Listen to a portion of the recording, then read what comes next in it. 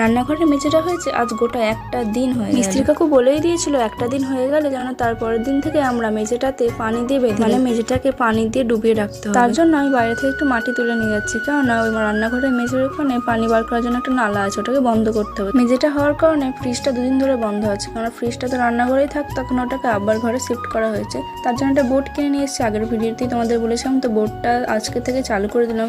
রান্নাঘরের এই জানলাটা বসানোর পর থেকে আমার খুব প্রিয় হয়ে গেছে এই জায়গাটার জন্য আমার অনেক হেল্প করছে। এই জানলাটা দিয়ে এত সুন্দর আলো আসে, জানলাটা খুললে যে প্রাকৃতিক দৃশ্যটা দেখা যায় এটা দেখলেই মন ভরে যায়।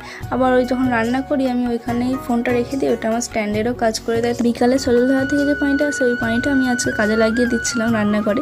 তো তখনই একটা ফুচকা কাকু এসেছিলো, ওখান থেকে আমরা কিনে নিলাম। আমরা ছিল, ফুচকা ছিল, তো আমি ফুচকা খাইনি আজকে, আমরাই কিনে নিয়েছিলাম। আর আমরাটা না খুব মিষ্টি ছিল, এখানে দুটো আমরা ছিল, আমি বেশিরভাগটা খেয়ে নিয়েছিলাম। তো চলো আজকের মতো টাটা, দেখা হবে নেক্সট কোনো একটা মিনি ব্লগে। আল্লাহ হাফেজ।